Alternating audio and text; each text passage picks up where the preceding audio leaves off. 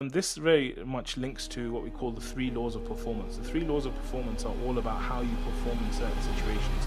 And the first law is the way you perform in any situation is dependent upon the way that situation is occurring to you, which means that the way you see a situation will affect your performance.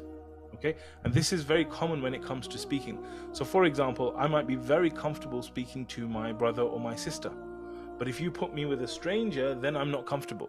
And I talked about this before, that it's the same mouth, same tongue, same brain, same everything, but you still can't do it. Why? Because in your mind you have changed the story of what is happening. So a little bit of it is fear, like you said, right?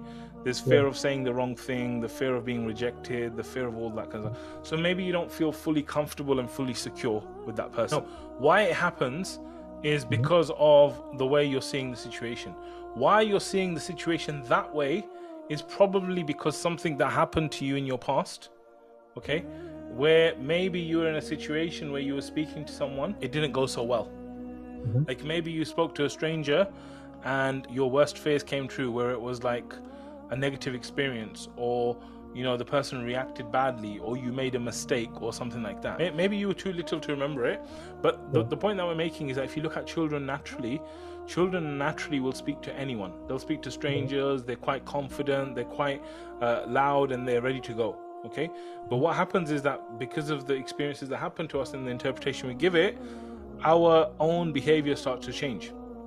So what I'm fundamentally getting at is you see strangers differently to you, the way you see people you trust.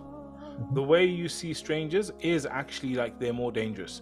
They're more dangerous because the chance and likelihood of them rejecting you is higher. The chance of you saying something wrong in your mind is higher.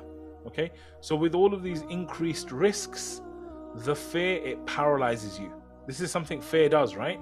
Sometimes, like when they say a deer in the headlights, like a deer is looking at a car about to destroy it, but because of the fear, it can't move. It paralyzes it and it freezes.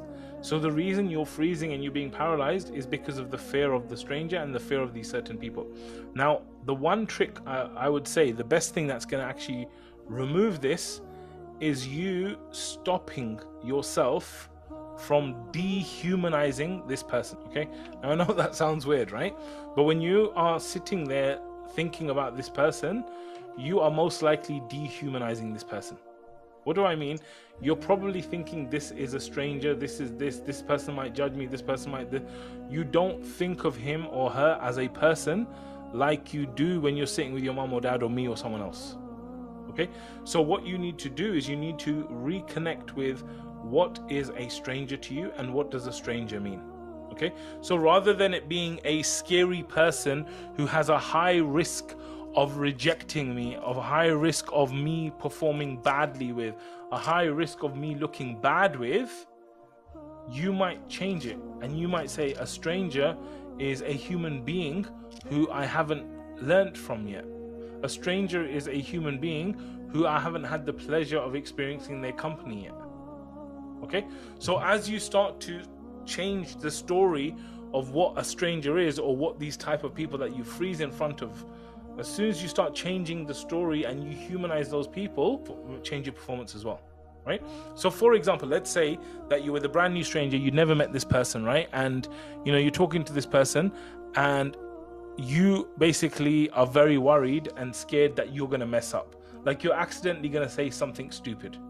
Okay, what do you do when you accidentally say something stupid to your friend? You'll apologize, you'll explain it, right? So if you're speaking to a stranger and you accidentally say something stupid, you can just say, oh, sorry, Elias, I just said something really dumb there, really stupid there. I didn't realize I said it, I'm really sorry. You just fix it, right? And now the other person you're talking to, that's a human being. Do you think that stranger has ever made a mistake in their life? So if you look at that person in this way that you've just described now, then it's a very different experience of who you're speaking to, right? Even to the point where you could say, well, to be honest, I'm not sure what to say to you, but I really want to find out more about you. So why don't you tell me a bit about yourself, right?